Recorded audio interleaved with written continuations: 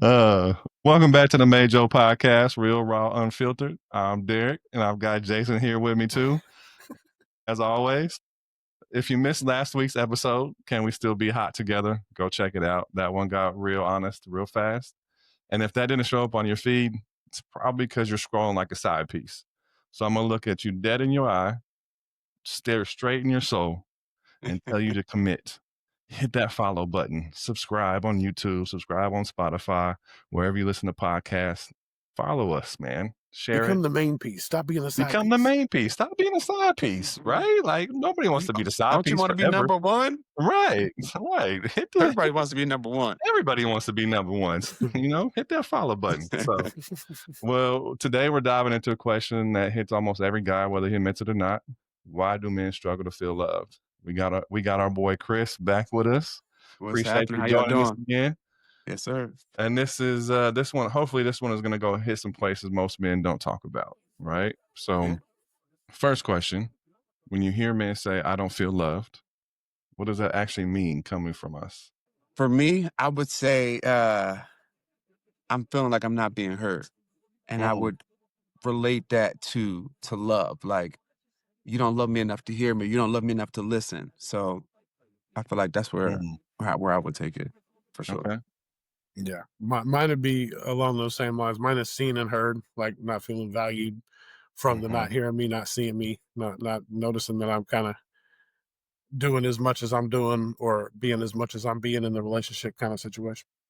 Yeah, that was an interesting question that popped up because like it I guess I wonder like, and we'll get into it here in a little bit, but I guess I wonder like is that really what love is to be heard, or is that just like a characteristic of love?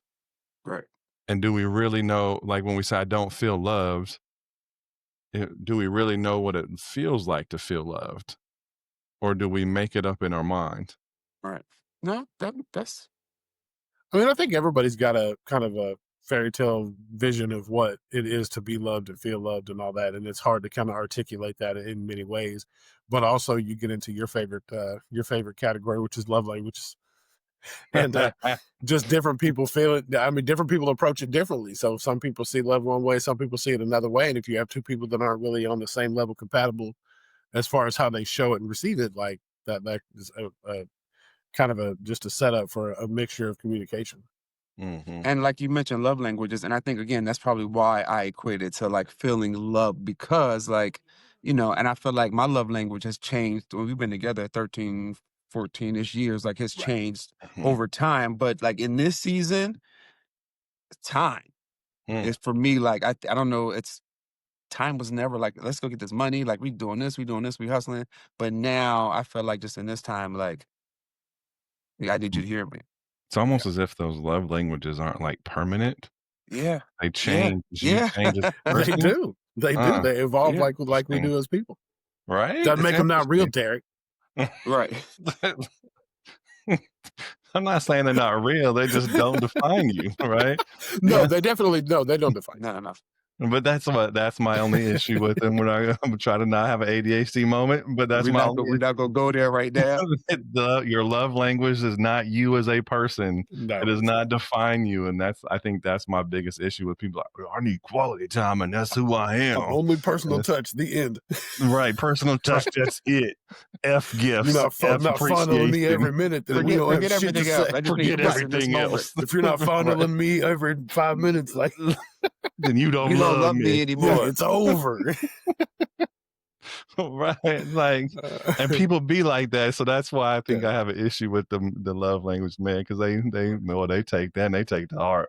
I'm a physical touch type of guy, so I find that's how I get love. All of us guys get love with physical touch. You talking about? No one's gonna turn it down. Like, don't touch me. Like, listen, woman, don't touch me. I'm an appreciation love language. All right, it's not the time. Okay, right. Keep those hands off of me and put them on those dishes. I'm right. I'm all about acts of service. Go vacuum. You want to show me some love? Go vacuum. Go fondle that vacuum real quick. For me. Right. That's how I just want love, girl. Don't grip touch the handle me on that vacuum instead of me, girl. Right. Oh man. Anyway, all right. Gotta get my mind back on track on that one. So so I would, as always, I kind of do just a little bit of research, and I found a quick stat. It says a Pew Research found men are far less likely than women to reach out for emotional support, even inside a relationship. Okay. Silent loneliness is real, and so that's why I kind of spawned my question earlier of like, as men, do we really understand what love should feel like, what love is, or do we have we been taught that it's conditional? And so that, like, yeah, so when somebody touches us or whatever, like, which may have morphed into sex, like we've had sex with somebody for the first time and it's like, Right. oh, I feel connected, because when we have sex, we have oxytocin and all sorts of hormones released that are actually monogamous hormones, so that we feel Right. connected to this person, right? And so then we get this idea that sex is how we Connect. can connect and feel Yeah. loved, Right. instead of the emotional connection. I don't know. Yeah. Thoughts on the stat? Thoughts on what I'm saying? I mean, I need that emotional connection. I feel like if I don't got it, my tank low. And I Mm-hmm. don't know if that's just a me thing, but it's Mhm. funny because we low key had this conversation earlier in the car, probably less than an hour ago. It was brought up that this morning some festivities happened and I was up cleaning. I was in the attic, I was in the garage, I was in the yard. It just started my day differently, and it just I don't know I don't know what it was, but it just happened that way. And and it's not like it's been a while or anything, you know what I'm saying? Not to Mhm. go too deep, you know what I'm saying? But it just keep that tank full. I'm good. We talk about all that, bro. We've had a lot of Yeah. conversations, sex and Yeah. intimacy, all that. So, Right. No, but No, I mean like not to go too much into like the business, you know what I'm saying, yeah, with yeah, wifey, yeah. I but got like you. it's been, you know what I'm saying, it's I been good. got But you. today was Got you different. a Like little what you need? morning. Got a little morning Right. something, and got Uh-huh. energy for the day. I I was got like, you. is it still my birthday? What's up? talk about Mm-hmm. rise and shine. Rise and No, shine. and that's Rise the and thing. Like, shine. it's funny though, because like when you say that, that's exactly like when things are good between the wife and I. Like when we're hitting on the days we're supposed to be hitting, doing the things, like it's more scheduled in my situation. But when those things happen, like I get up and I'll do all the shit. Like I'm good to like do all the stuff like throughout the week. It powers me through. But Mhm. when it's not happening, because that's the whole thing, like the love language thing for her is acts of service versus my physical touch or whatever, and I acts of service my ass off, and when that doesn't pay off, I'm like, hey man, like fucking the bills due, like what's up? And that's the thing, like It's when that it time. and when it Tab does, is and when it running doesn't up. happen, I feel some kind of like the whole next week, Mm. I'm like, man, fuck, I could do the dishes, but why? Like, well, for what? Right. Like, Like I did all this for right. no reason. Like I don't get you looking for that reward. Right. And I mean, the reason is the house doesn't look like, No, I'm hoarders hip. live there. I got But you. at the same time, I still like a lot of me's like, hey man, like I'm doing all the shit I'm supposed to be doing. Like, why, like, how is it that I continue to fill this tank that never get, that my credit is good. Like, Mm-hmm. where's I the got fucking an payoff? Like, 850 credit score when it comes to right. these acts of service, bro. But Exactly. Jason, I feel you too, because also when you got little ones and you create that space and that time and then it don't happen, Right. oh, I got an attitude. Right. Like I'm a little tight. Like Right. because like Yeah. we got 2 hours or 30 minutes before he come back downstairs and come in this room. Yeah. I So, need 17 of yeah. those minutes. What's up? Like, you know what I'm saying? Like, damn it. Let's Well, figure it out. Well, and that's the thing. Like last night, like so yesterday during the day, we worked like we busted our ass on the house cleaning stuff. Then we settled down for like the afternoon. We were gonna rest and just chill and hang out. So I'm sitting there and I'm like, all right, like here I'm gonna shoot my shot. Like, what are the odds we go to bed early tonight? She was like, they're really good, and I was like, dope, let's book it. So I'm in my head, I'm like, yep, that's what's up. Like, say less. Come about Right. 7:30, 8 o'clock. She's like, yeah, let me just get a little snack. Dog, her stomach was wrecked. So when we, I don't feel good. I don't give up. Hello? Dog, I was so fucking mad. So I told her that like I saw last night. I ate it. I was like, fuck, fine, whatever, dude. We'll go to bed. Pissed. I was mad. Did Dad get up, do the stuff, like do everything we're doing, whatever. And so around noon, I start fucking with her, and I said, "You got about an hour left to eat." I was like, next thing for the rest of the day, your ass is eating your water. It's over. You can have It's water, over. ice cubes. You can maybe have a coffee. You can't even have a coffee. You can't even do that. Like your coffee's cut off. What? She's like, you can't. She laughed and she's like, you can't starve me. And I was like, I was just playing. She goes, kinda. And I was like, yeah, kinda. I was like, listen, I don't give a fuck how sick you are. Like, okay, I'll put the trash can over the edge of the bed. Whatever happens, like whatever's got to happen. Like we're getting it in. Like it's going down. But that's the thing. Like, there's been so many times where the stuff's been scheduled and shit like that happens, and I'm like, don't act like you have not. Like this shit has not happened before. Dog. Like, don't play with me. Like there's been plenty of times where our 2-day window gets slammed shut because like, you don't feel good. But that makes me wonder though, like when that doesn't happen, like what happens for you other than anger and frustration? Like what else is there for you happening emotional wise? It's rejection, 100%. Rejection for me, 100%. And like, I guess it doesn't turn into like rejection until like it's like time after time after time. Now if we got some in betweens, it'll be good. But like if it's just like it's not happening and recreating these times and these spaces and doing all the things, setting up the date nights and doing all that, and then it's not, then I definitely feel like rejection for sure. Well, it don't take me that many times. I'm right on the rejection tip because I'm like, hey, listen, like, oh, you hate me now? Right. I'm like, what is going on? Like, yeah, dog, all the time. I'm like, I don't know what I did, but listen. And she just flat like, but that's her thing. Like her drive is like almost zero. So when we have to get this shit going early to let her know, like this is where your mind needs to be because shit's about, but it just doesn't affect her. Now, I will say, as time has gone on, as I have kind of redirected my anger into kind of just mild frustration and just disappointment more than anything, because I used to just fight and just be pissed off and like really just take it way too far for no. That worked out well for you. Man, it was stellar. Like it just really ramped it up for me. It just move the timeline even further back. Right. Actually, what she said to me at one point, I got so bad, I was being so rageaholic about it. She told me, she's like, we could never do it again and I wouldn't care. And I was like, well, that's not going to happen. I said, you're going to have to call in a pinch hitter or something's going to have to happen because listen, what we're not going to do is that. Right. But, I'm getting to the point now where it's more disappointment. And she started to reciprocate the disappointment, which she never did before. She'd always just be like, well, it is what it is, too fucking bad. Like, I'm going to bed. And I'm like, well, fine. That's what really led to a lot of that feeling of rejected kind of thing, because it didn't bother her. But now she'll come to me and say, I'm really sorry. I'm disappointed. I thought this was going to be this way. I didn't want this to happen. And, she articulates feelings to me now she never did before. So it's made it completely different than it used to be, because she just used to, and it was a complete reaction to me being an asshole about it, which makes perfect sense because nobody wants to be treated the way I was treating her for something she couldn't control. But in my mind, I was like, oh, you can control it. You just choose not to. But, because I know hormones in women's bodies so well. I'm a doctor. I know these things. You're the expert on her body. Because I don't want to hear that shit. Me either. Trust me. Trust me. And either. I think I'm not gonna get my shit started. Sometimes it can be controlled. Yeah, yes. Sometimes it can. That's an excuse. Like I got a headache. Yeah. Well, let me help you with that headache. I'm gonna dip some aspirin on the tip. We're gonna get this fixed. You know what I'm saying? Like I'm gonna dip it in liquid Tylenol and we're gonna make it work. We're gonna do direct injection. NyQuil coated. If I say I'm tired or no, what's the problem then? Boy, she wouldn't know what she wouldn't know how to act if I turned it.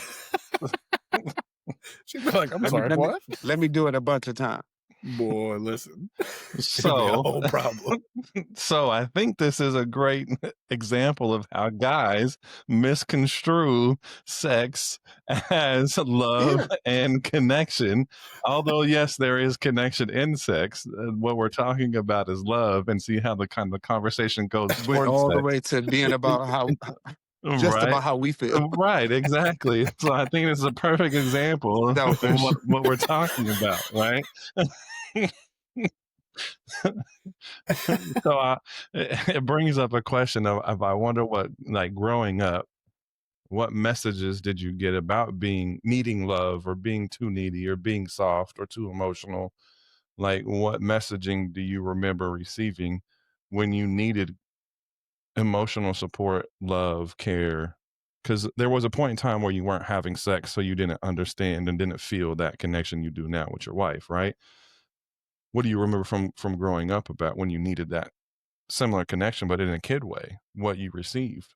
Now he getting deep. We was just good a second ago. That's why you don't do this shit with therapists, man. You don't do it. We have a good time, and then also the therapist comes in. No, It's no, like, that's how does that make you actually a good question that I actually honestly never thought about. Mm. Um,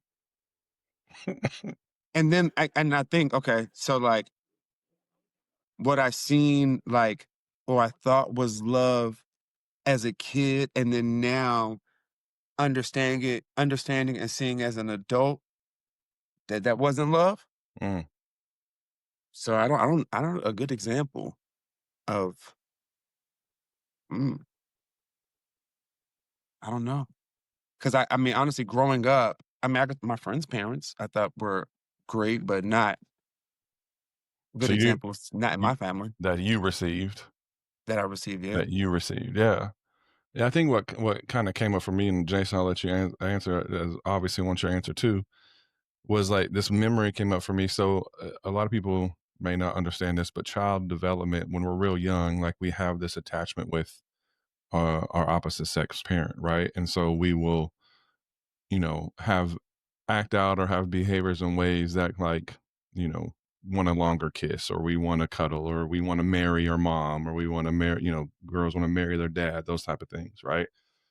And those are really Mhm. healthy developmental things for kids to have.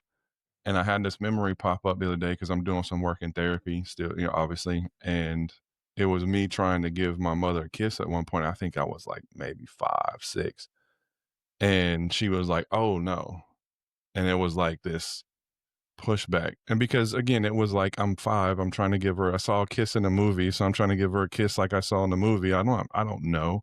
And it was like this like rejection, this pushback, when really ideally the parents should be not embracing and kissing back, but still lovingly like redirect what that is, right? Like, Mhm. hey, I'm mom, I appreciate how much you love me, I'm glad that you want to give me a kiss, and there's limits to the way that we kiss as mom and son, right? Mhm. But it was immediate like anger, rejection, kind of pushback. And I think I experienced that a lot growing up, where it was this kind of pushback or rejection when it came to love. And so now thinking, how that affects me now, like it's hard to open up and receive my wife's love and her affection at times because if I've that fear of rejection that can come in. So, Jason, what's your thought? I was actually fortunate with both of my parents that I never was rejected in that way. Like I was always able to have emotions, feelings, receive love, give love, all that kind of stuff. Like I wasn't ever. I don't ever remember being a time where I tried to do like what you're talking about as far as like doing anything that I saw anywhere else. But yeah, my parents were really good at letting me feel how I felt and kind of reciprocating that. Like I know my mom loved me to death. I know my dad loved me to death. Like we had times as I got older, but luckily I was formed enough to know, and I know more now. Like I held it against him a lot when I was younger. Just the fact that when I was 9 when he got with my stepmother, and then it turned into a whole thing. Like we were close, super close until he left, and then when he got with her, she competed with me for his attention, his affection, his all that. And it Mm, became he had to straddle that line between loving her and not like he loved me. I knew he loved me, but he was in a really tough position to where she and I would fight all the time. And so he mm, had to listen to her and listen to me and kind of try to, you know, simmer down the situation as best he could. But it pissed me off because he always just would tell me that, well, she said she didn't say or do whatever it is you said she said or did. And I'm like, why would I lie about what she said or did? He'd always mhm, go, well, let's just try to keep it never came to a resolve. It was always just a dead on arrival. Like it would just be, well, let's just keep Mm. the peace. Let's just do this. Let's do that. And I'm like, well, see, that's where this is the thing. Like, she creates hell on earth for me while you're not here. And then when you get here, she tries to play like nothing happened. I was like, and that's not how that went. So Mhm. that was really the only time that I felt a struggle in that kind of that love. Because for me, I was like, you could save me from this bullshit, but you choose not to because she does that thing with her tongue you like. Kind of like, if she was, if that's your wife, like I get, like, and now I understand, but I would never, like, to this day, there's never and it's probably just the way that formed for me. Like, I would never let something like that come between my child. If my child is telling me something is happening, I'm not just going to brush that under the rug and go, yeah, but she's her, and Oh, but that's they're how it just a is. nice person. They're just this. Right. Mhm. So, it's that kind of shit. But as far as growing up go, like, I was able to feel, to give, and to reciprocate, the love that from both my parents. Hmm. I think I do remember one time I forgot what movie that I had seen, but Bill Bellamy was in it. It'll come back to me. But I had asked my mom, how come she never told me she loved me? Mm, Hmm.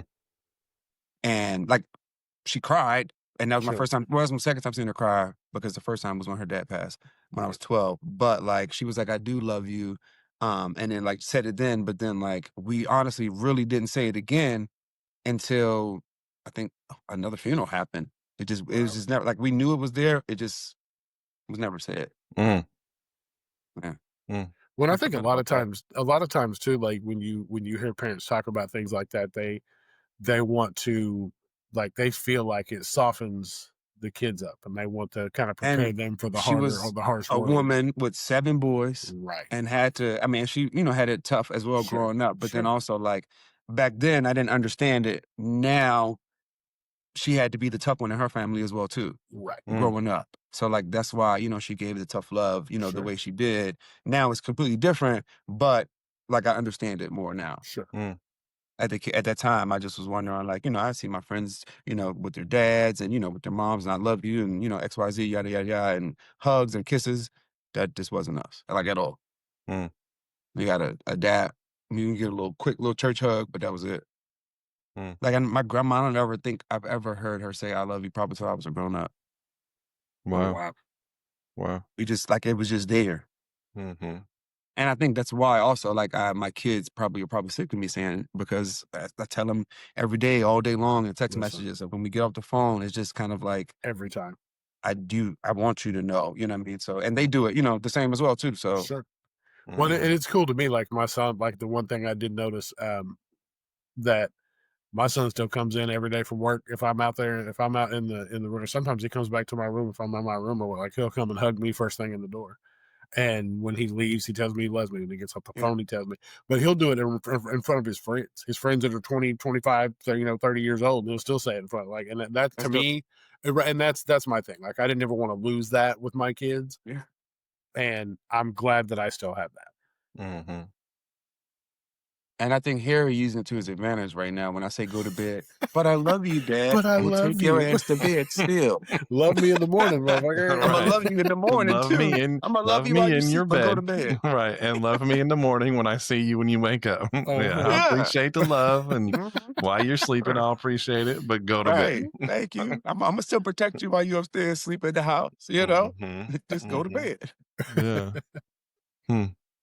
Yeah, I don't know. I have to sit with that one too, just think about how often I heard "I love you." I know I heard it, but I don't remember hearing it often. I know I didn't hear it with my dad until I was an adult and he got out of prison for the second Same. time, and Same. but it was like it wasn't a constant thing, you know what I Right. mean? It was obviously from him because we didn't have much communication, but I don't know about my mom. And that idea of, like, we know it's there even though it's not said, like, part of me is curious about how we as kids make ourselves believe that because we have to have attachment to our parents, Yeah. Yeah. Yeah. right? And so we like, "Oh, it's there," but, we don't hear it, which tells me there's a longing to hear it, right? So we have to convince ourselves that it's there so that we don't feel that longing any longer, if Right. Right. that makes sense. Yeah. No, Um, perfect sense. Yeah. yeah. So kind of switching maybe as a kid, how did you see love between parents and their partners, or your parents if they were together, your parents and their partner? Like, how did you observe love between adults and growing up? Y'all want me to? Yep. Bill Cosby, Mm, Fresh Prince of Bel-Air, mhm, Martin and Gina.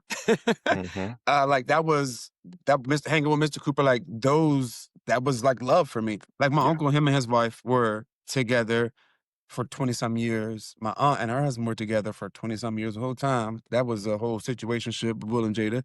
Like it was just so it was that's what I said. So now like seeing love that I thought was like love growing up was toxic the entire time that it was going on. We just saw the good parts. mhm, So that yeah, from TV shows. mhm, Yeah. When my parents weren't, my dad worked weird hours and stuff and was gone a lot. So when they were around each other, like it was good when, he wasn't upset and they weren't fighting. But, or he was fighting. She didn't have shit to fight. She never said anything to him to start a fight. He'd just be mad and just be freaking out. But like I do remember seeing good parts of them together, being loving with each other. But the majority of the time, he was gone. It was mm, either separate, like she would be gone or he would be gone, or they would be home together but doing separate stuff. Like it just, but when they did come together, like it was good. Um, Grandparents were always, another source of that for me. And then I had aunts and uncles and stuff that were good, but it really just was kind of normal until the wheels came off the wagon and my pops left at 9, and then everything I saw between him and my stepmom just made me physically ill. So mhm, mm. How do y'all think that creeped into then your early intimate relationships? Those examples of love and intimacy. I wanted it. I craved it. Like you Mm, said before, like I was in love when I first got some. mm, Like, cause I just knew that's how it starts. You know what I mean? Or that's how I thought, how mhm, it started. So I think I became like a lover mm, early on and like respected women and just wanted it to be right, wanted to do things the right way, which I yep. thought, I guess was the right way, but like just wanted to, cross my T's and dot my I's when I'm in a relationship and do all the things and do right, you know what I'm saying, by people, but it don't always go that way. mhm, mhm, No. No, for me, I've always been a long-term relationship guy. Always, like every relationship I've been in, it's been for the long Hmm. haul. I never saw it like we're just gonna be together for a minute. Like everything, from my mhm, very first girlfriend in middle school Yep. to, well, even fucking grade school girlfriends, they don't even really count. But middle school girlfriends was where it really started getting like I was thinking like long haul type shit. And the mhm, Right. girl I lost my virginity to, we were gonna get married. I thought that was gonna be it. Like one thing, one and done. Like this, We're I gonna found have the one I love kids, for. we're gonna do Yes, all the found the things. one I love mhm, forever. This is gonna be the thing. And then heartbreak happens, and it wasn't on my end. So, Heartbreak, you I, hear me? dog, I was destroyed when this chick left me for this dude. I was so mad. And then I got with a girl in high school. That was the same thing. I was like, we're together. We're going to get married. I proposed. She didn't get, like, we were engaged. Like, we were going to do the thing. She went off to the Navy, went to boot camp, and found somebody else. Came back. I was devastated, mhm, destroyed in pieces, like just wrecked. That one wrecked me for a long time. Like, I was done for a very long Mhm. time. mm, But yeah, I mean, I just, I knew that when it did happen, I even got to the point that I was like, I'm not getting married. I'm not doing it. Like, this is not for me. Like, I can't do this. Like, twice bitten. I'm good. Like, Right. I'm over it. Like, I'm just going to be out here. But, when I did, I knew that when I finally found what I was going to settle into, that it was going to be one and done. Like, I'm not doing the divorce thing. Like, it's just not for me. If I'm going to do it, Mhm. I'm going to take the time and I'm going to do it right. And for me to be the only person in my family that actually did stuff in succession was wild to me. Like, I didn't have babies beforehand. No mm, babies beforehand, got married, did the thing, had the baby later, like whole thing. And but yeah, I mean that was just always my mindset was just it was gonna be a one and done. mm. Mhm. Was that from what you experienced when your parents separated that you're like, Absolutely. yeah, 100%. I was like, I yeah, will never do this shit. I don't want to, yeah, like, to me, because what Yeah. was so crazy to me is that my my dad had it perfect. My dad mm, could not have asked for a better situation. My mom stayed at home with me and my brother, never said a fucking word to my father. My mm, dad would work from like 5 in the morning to 9 in the morning, and then he would have the rest of the day to do whatever he wanted to do. Then he worked from 9 to midnight. mm. That was his 2 share, and he made $150,000 a year in 1985. Oh, wow. He was Right. balling. And he had a daytime pool company that he ran too. All my mom did was stay at home and keep the books. She never said a word about how long this dude was out, what he did, what he was doing, who he was with. Never said a word. And Mm. he just all of a sudden was like, yeah, I could have all that, but no, I'm done. I'm just going to go over here. And so he runs off. So to me, I'm like, how can you mess up such like you had it all right there and you just pissed Mhm. it away for this other chick that, resembles Jabba the Hutt, but that's something different. But not Well, just to me, I was dumbfounded because I'm like, but anyway, just I beat at just, it. I was shook. I was shook, dog. I was like, Yeah. I don't understand that. So to me, I was like, I don't ever see a reason to let some shit like that happen. Like if I'm going to do Mhm. this, I'm making the vow to do it and do it one time and do it, all the way through. And if something doesn't happen the way I need it to happen, then it's just going to be done and I won't do it again. But I just know that this is going to happen for me one time. Mm. That's interesting. That's interesting. I see it though. Like, I mean, think about how devastating that is at 9 for that to Oh yeah. happen. Like your Well, whole and world. especially for me and him to be as close as we were, and Mhm. me to legitimately like movie scene style drag behind his leg, like, don't go, please don't pack your shit and leave. And Mm. he's like, yeah, no, but I have to. I gotta go. I got shit to do. And then Mm. just like break off. And there's times that he was supposed to come get me and my brother, and we're sitting on the curb, like waiting on him to show up, and he never came. And I'm Mm. like, and his no excuse, no phone call, no my bad, no I got hung up, nothing. He just doesn't call, doesn't show, doesn't. Just my mom had to bring us back inside, put the pieces back together, figure Mm. out something for us to do on the weekend that she Mhm. had zero plans to do. Right. Like, and it just to me, I'm like, for you to flip 180 and just run out on everything and just think that it's just that's how it's gonna be. Like, cause if like her plan was she left her kids with her husband in Colorado and he was supposed to leave us with our mom and they were supposed to run away together and just be done. Like never have contact with their kids again. Like That's they how it wanted always starts. yeah, Wow. they wanted a whole new life.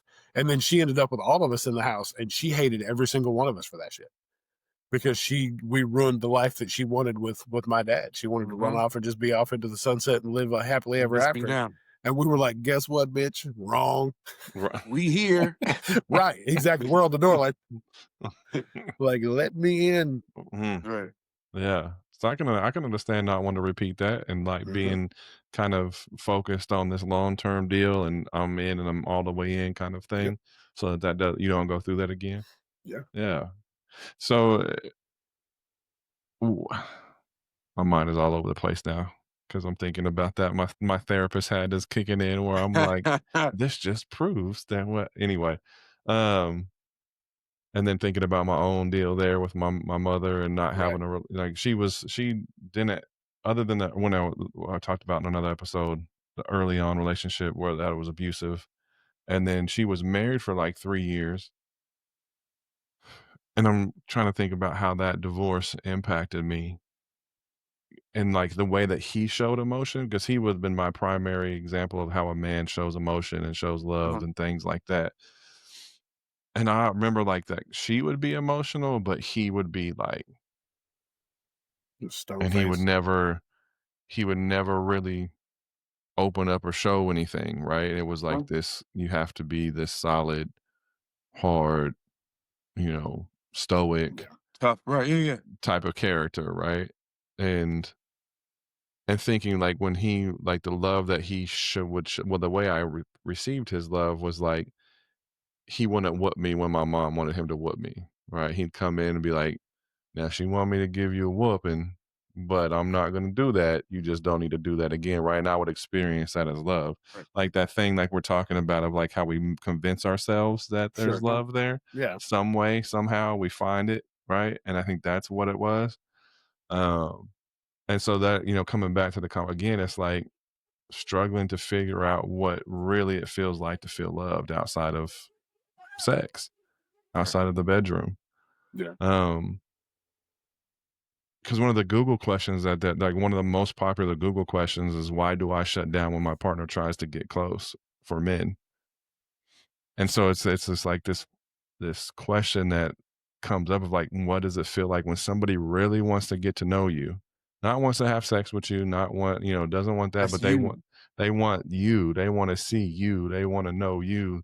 They want to care for you as a person, and that how that resistance, that pushback is attached to emotional injury from early childhood. Oh Like, yeah. why? You want to know me for what? You want to dive deep in? Yeah. Mm-hmm. Well, and Yeah. the hard thing about it is because we've been judged for that before. We've had it used against us before. We've had it weaponized, and a lot of people don't want you to see that. Yeah, I'm not trying to show you that, because then eventually you're just going to bring it up, 6 months later when I don't take the trash out. Like, Mm. that's why your mom hated your guts, bitch, and then you're stuck. Like, you can't. Like, That's why you dumb now. right, exactly. That's why you had to go to college now, dumb. Mhm. And you're like, yeah, you couldn't make the grades. So yeah, I mean, and that's the thing. Like, it's been weaponized before, so we just, Yeah. we pack it up tight and don't let anybody in. Mm. Has there been someone, or even your current wives, that has tried to genuinely love you, but you couldn't take it in? You couldn't receive it? Mhm. What's that story? Just I think I was going through a phase of not knowing how to like receive it, Mm-hmm. or like overly, I felt like it was being overly done, which I felt like, Mm-hmm. this is weird, like this is just too much. But again, until I finally went to therapy, like I realized like that was her, that's just who she is as a person, and that's just like how she shows love. And I just didn't know how to like receive that without thinking that there was like something that was coming with it. Yeah. Like, does that make sense? Like trying Yeah. to like, Yeah.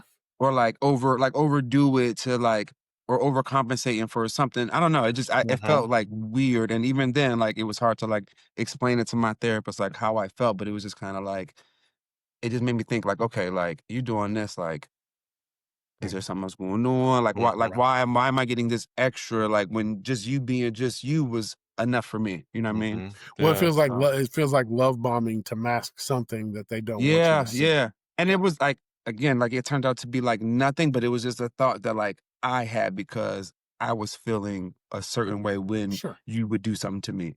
Mhm. Not to me, but like just giving me that extra like, Mhm. what am I Yeah. doing special? Like what am I doing differently to receive this? Like, or like I don't deserve all this, if that Right. makes sense. Oh Yeah. yeah. I Yeah. mean, I think you hit on two things that I don't deserve, right? Yeah. Like thinking about not hearing it growing up, Yeah. how that plays a part in the deserving piece. And then also a fear of future rejection or hurt, right? Like, Uh-huh. so this is like, I kind of want this, but this feels really weird. So that Yeah. part of me is going to pop up and be like, hold on. Yeah. Can you trust this? Because there's a worry that there's something on the other side of that. If I That's really real. lean into this thing that I like, Right. I'm going to get hurt, or they're going to and ultimately reject me, which leaves me hurt. Right. And Yeah. so don't do that. Not too much. Right, Well, yeah, because not too much. Be skeptical. and the thing about the deserving part, where it kind of comes twofold, is you get the you don't deserve, and then you're like, oh well, you love me like this right now, but when you finally get to see that I'm really not Mhm, that special, are mhm, you still going to love me this way? Like, what mhm, happens when the veil comes off and you realize that what your idea of me isn't quite, And that what I'm a you. little bit crazy. Like, is you mhm, still gonna rock with me? mhm. Right, Yeah, right. When you find out yeah, I got a couple screws loose, are we still going to be Yeah. down like that? And that's the thing, because I mean, that's honestly like when somebody really overdoes it like that, and you start thinking, you're like, well, they think I'm something extremely special, but when you mhm, find out, like later on down the road, that I really am not that, it's really not what you thought it was.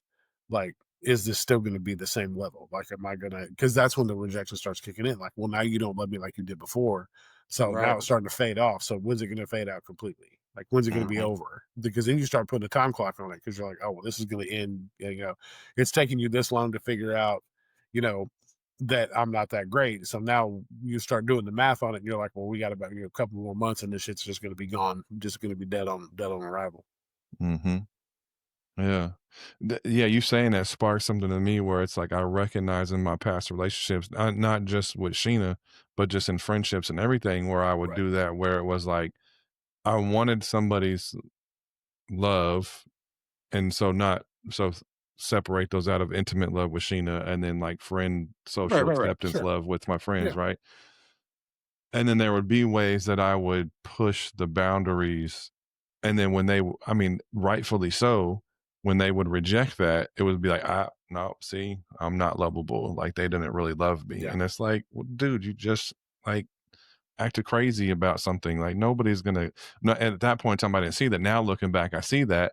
But and I'm trying to think of an example to give. But they're be upset or be angry or something like. Actually, there was a time that like I went to Tampa with some friends of mine. We went to Flavor. It's called Flavor Fest. It's like a Christian hip hop deal down there when I was helping manage artists and stuff. And we pulled into the hotel and I forget what happened, but something happened. And I was like, and I had drove like a whole lot. Like I drove like 8 hours out of the 20 hours or what. So I drove the most. There's like 6 of us. And then there was something that was said like when we got there and it was like, oh, F y'all. Like, and I went and got my own room instead of bunking up with everybody. And I was like, you know what I mean? But it was like that You ain't got to say it, but one time to me, it's over. I go to another hotel because I don't give up. Yeah. Right. But that's where it was like I did this thing to like show that I cared, driving 8 hours. And then it was like this, I don't know what it was, but I said something or did something and somebody said something and it was just like, oh, see, no, they don't appreciate me. They don't accept me. They don't. And so I'm going to go get my own room. And they're like, bro, what are you doing?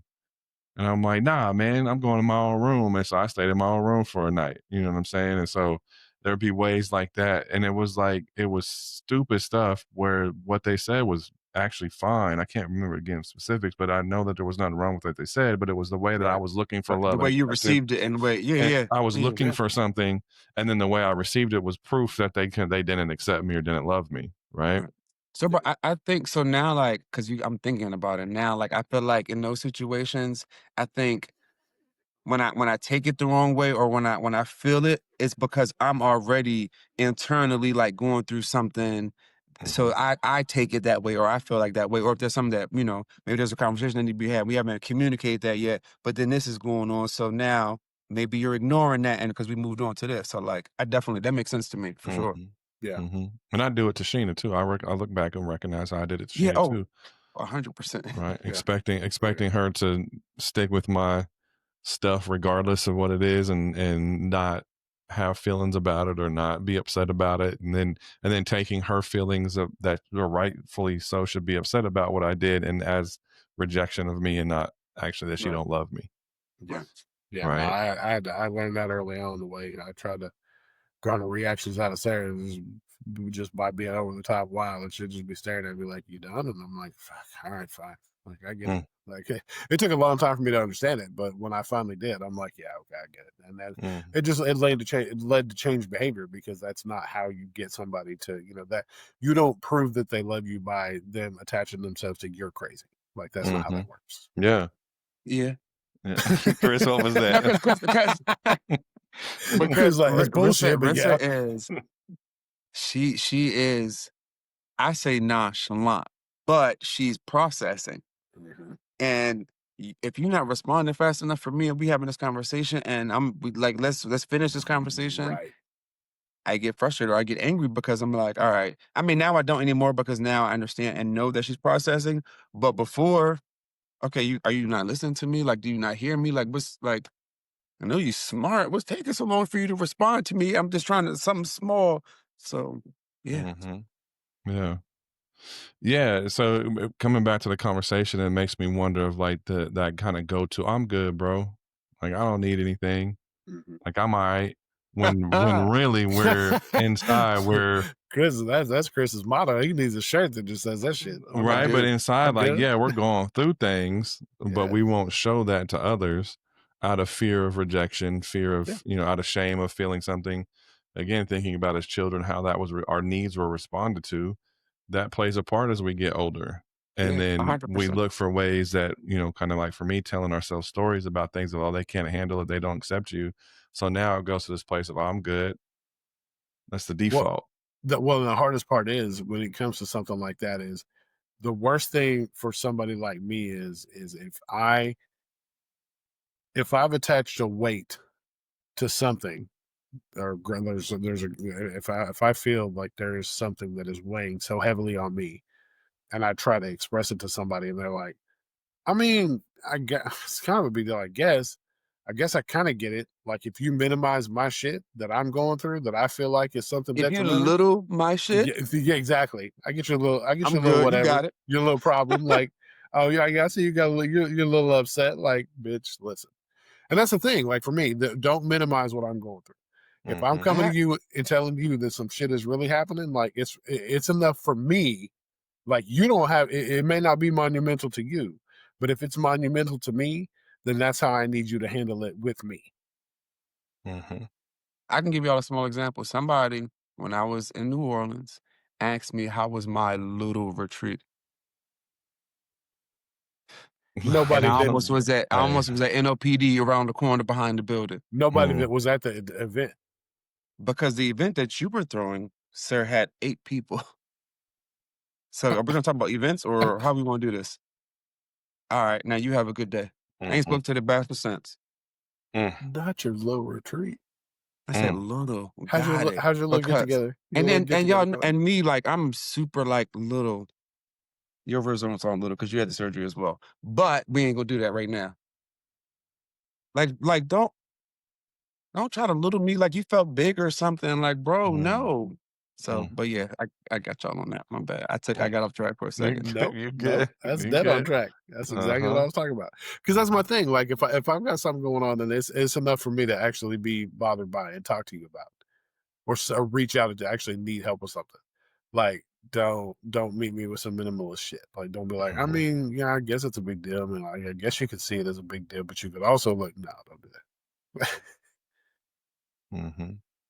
Yeah. And Jason, I think Jason knows me enough now too. When I say I'm good, he'd be like, all right, well, I'm staying and I'm gonna do whatever needs to be done. Right. Yeah. Because I know No you're man, like in my head, like he know that I'm already stressed out, but I'm gonna get it. I'm still gonna get it done. I'm gonna be a little later, but I'm gonna get it done. Yeah. You're like, all right, bro, I'm gonna do this regardless. You ain't getting it done alone.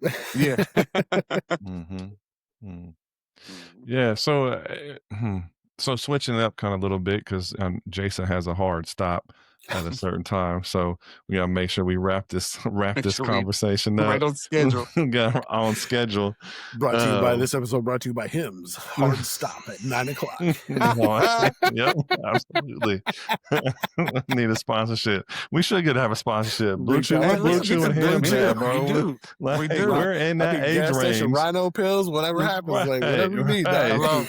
Spanish fly, you know what I mean? Now I don't need it yet, but I heard it. But that's the next conversation. I'm saying we in that age range where we would be a good show to sponsor. Shout out to Blue Chew and Hims and Row and all the other ones that be popping up on the timeline. Yeah, right. Like somebody get us a sponsorship.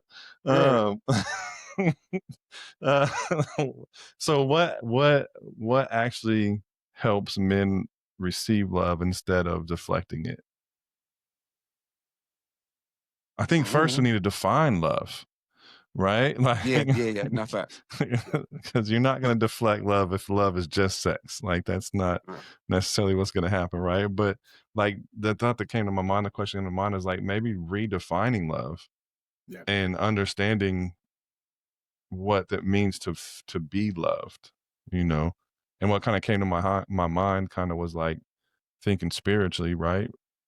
Patient, kind, gentle, those type of things, right? That's what love looks like.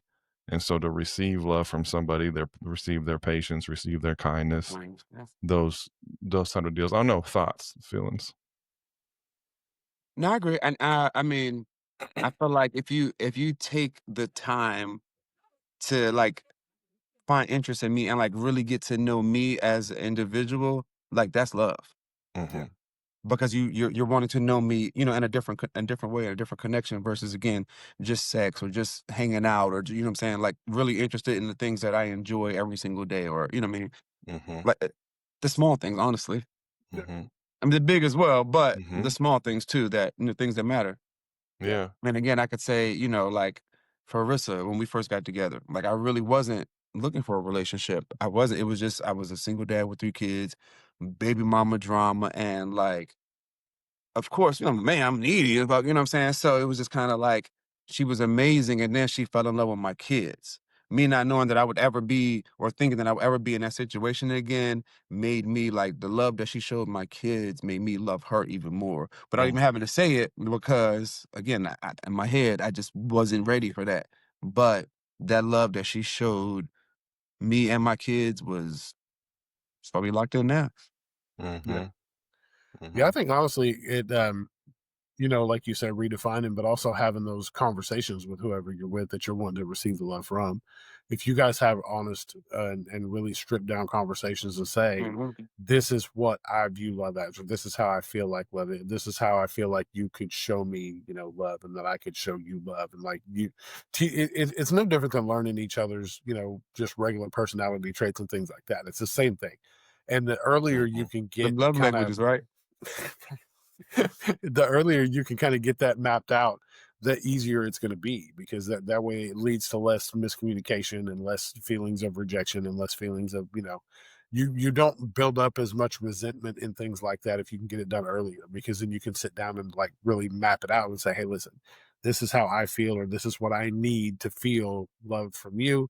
Please explain to me what it feels like for you, and then we can kind of go on. And it's not like those things aren't going to evolve as time goes, like the love language. Right.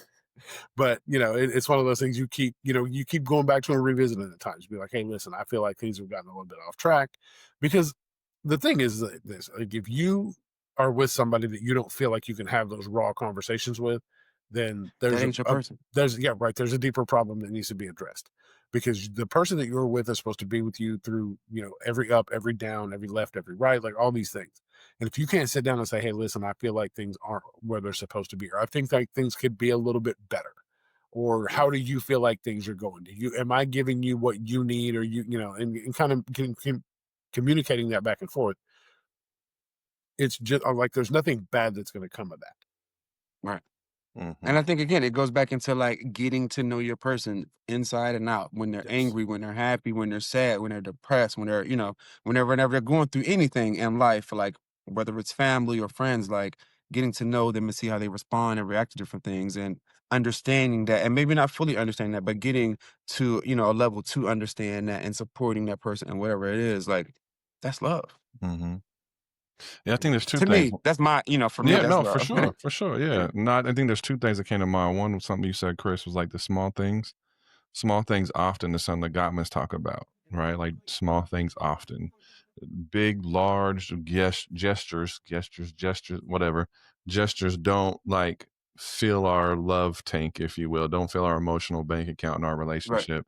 It's the small things often that do, right? And so looking for those small things to, whenever your wife or your partner does something small, try to accept that in and receive that. The second thing is, if you struggle to feel loved, it's maybe because you struggle to feel all your emotions. Hmm. I mean, there is a reason why there's a thought within the psychology realm that boys are trained not to know their own emotions. And so if you don't know your own emotions, how are you going to know what love is?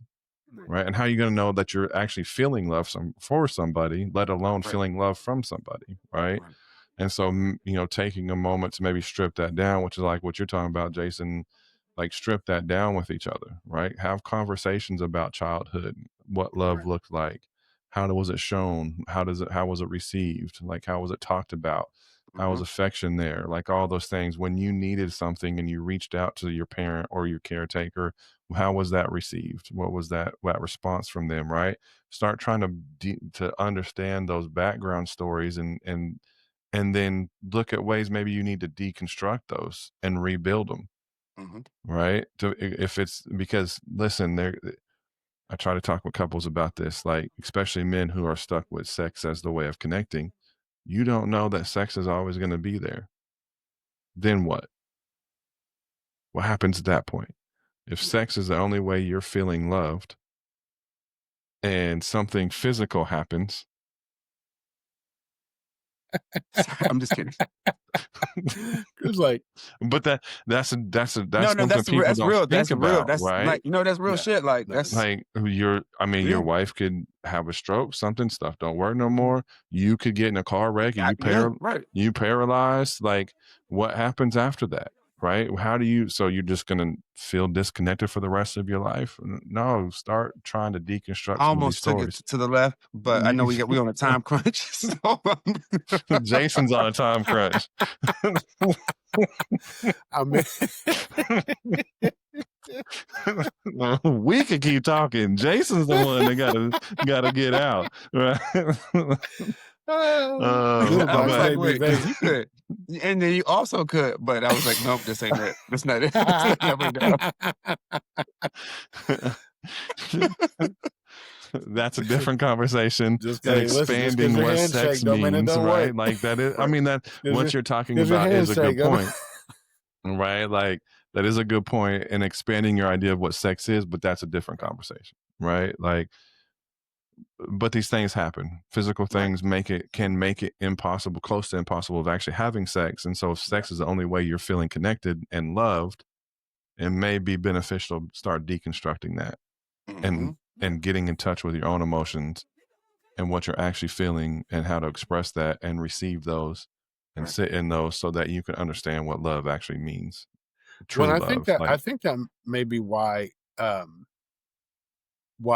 things have kind of shifted between Sarah and I, because there was a time that physically it was impossible for us to have sex for a good period when we were both at our heaviest weights. It just was not logistically possible. So we had to figure that out. We had to figure out what that looked like. We had to move forward through that. We had to know like how to interact with each other and how to still love each other through a situation and a time in a season where that just wasn't an option. And it, it was more of a struggle for me than anybody because I'm the one that feels it more. But at the same time, like we both still had to figure out how to move through that. Yeah. Yeah. No, I think that was super beneficial for y'all. Right. It made you think about something differently. And that's kind of an example I'm talking about, not something that you expected to happen. Right. You didn't expect when you all got together, y'all did not expect to be where you're at that point in your life. That did not cross your mind. That was not in the brochure. That was not in the brochure. You know what I mean? Listen, and this was not part of the plan. Okay. right. And so, yeah. So thankfully y'all stuck it out and figured it out. But not I think in what helped y'all was both of you going through it. Yeah. Right. That's not always the case. And so again, men needing to figure out deconstruct those stories about their feelings about what love is. Most men don't struggle to feel love because they're broken. They struggle because nobody ever taught us how to really let love in. Right. So final thoughts, feelings before we close it out. No, I think this was a great. I mean, you got me over here thinking about some other things too. So, I mean, the first question again of feeling love, that feeling, it just taking back to that time when I asked my mom that at 17. But I'm also like trying to think of any time. Like I feel bad that I can't think of any other time, if that makes sense too. Yeah. Like, maybe. damn, ain't nobody love me for real. Ain't nobody felt like they wanted to tell me. Right. Yeah. Yeah, there's So- some sadness. and that's kind of that bad feeling sadness, right? Yeah, well, and Go ahead, that's the Jason. hard part about it is when you think back to it, you're like, was it that I was unlovable, or was it because they were struggling to figure out how to Because show they it was to me, because they was raggedy and they know how to do better. right? and that's the thing.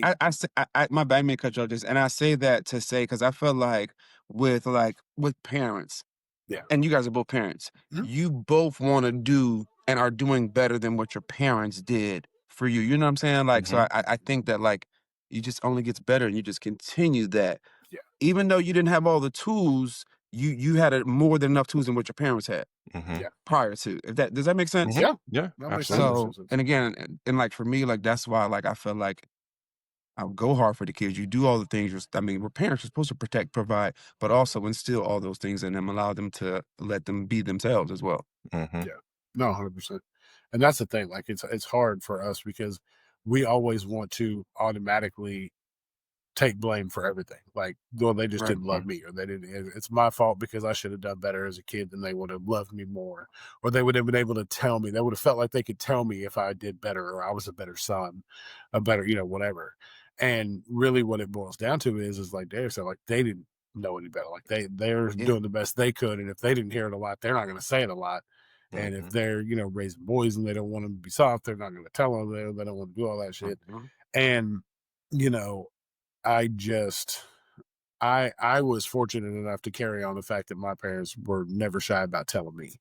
So I wanted to be the same way with my kids, and my kids needed to know. That's kind of probably why I'm overly, lovey on them sometimes, because I'm still atoning for times in their lives where I may have loved them, but I didn't act like it. And they need to know that even though there were times I didn't act like it, I never stopped. Right. Yeah. Yeah. Yeah. I think it goes back to like you have to face those things, man, from your past. I think yes, we need to have empathy for our parents and understand they're human and they did the best they could. I think a lot of times people go to that place before they actually understand their own emotions. Right. Yeah. And so allowing yourself to feel the sadness, like nobody ever said it to me, like they're with their raggedy selves, right? Like they couldn't tell me that they loved me. Like there's a sadness and a grief in there from the inner child with that, right? And allowing that to come out and be validated and felt in that, and then move towards the empathy for parents. Right. Because if you just go to empathy first, it can lead to suppression, which then just acts out in behavior ways, and you just reenact it on your own children. So facing that, doing that work to understand yourself, understand your emotions, what you needed, what you missed out on, what was the story that love was told to you, how was that story built, deconstruct it if needed, and then rebuild it, I think is good work, man. Right. So, well, Chris, man, appreciate you, bro. Always, bro. Anytime. Yeah. Thank you for joining us today, man. So it's always I don't know if I told you this last time, but I'll tell you this time just to give you some flowers. My wife has watched all the episodes, and she has said that your energy with the three of us, our energy together, is probably the best energy out of any of the shows. Oh, y'all are too much. And so I try to thank you. I mean, anytime y'all need a guest, just let me know. I'll send y'all my schedule. There you go. Yeah, that's what I was about to say, man. You just busy. You got prospectuses sending out and getting paid for appearances and stuff, man. I'm trying to slow down, honestly. Like I'm trying to I said 2026 is going to be a year where we choose us. The majority of this year. We still gonna handle business, but choose us. So definitely, again, if y'all need me again, just holler at me. I'm, what I'm saying? Sundays are actually my free day, low key, if she ain't got me doing something. Good. Okay. I'll do that. Well, if this conversation hit home, share it with a friend. And again, stop being a side piece, hit that follow button, and become the main piece. Become number one. Right. We only have like 11 followers, so we know you'll be number 12. We know who you'll be. We gotta be at 13 by now. Come on now. We're like maybe 13, 14, something like that. I will say it's gonna get popping. Man, at some point, I will say we're up to 47 listens on Spotify. Boom. Let's go. Hey, we're getting there, bro. We're getting there. So, and shout out, we're almost to episode 20. So that's a big milestone with podcasts. So 20 episodes in. Almost. This will be 16. So, we'll be close. So 20 is a milestone with podcasts because most podcasts, like 95% of podcasts, fail before episode 20. People stop. So we're trying to get to episode 20 just to hit that. We ain't going nowhere, y'all. We here. We here. We are here. We're gonna stop at 21. Yeah, we're gonna quit at 21. As a matter of fact, we should have plan a party at 25. All right, there you go.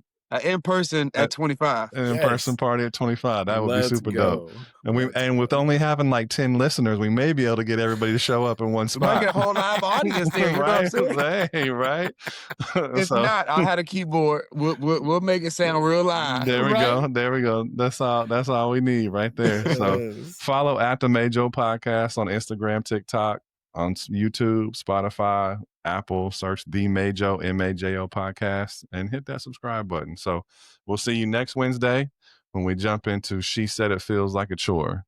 And Dr. Peesh Patel will be back with us for the part 4 of the series on sex and intimacy. So another real, raw, unfiltered conversation coming your way. We'll see y'all then. Invite me back. I'm gonna come to that one too. So we can get real unfiltered and raw because I got some questions. Let's go.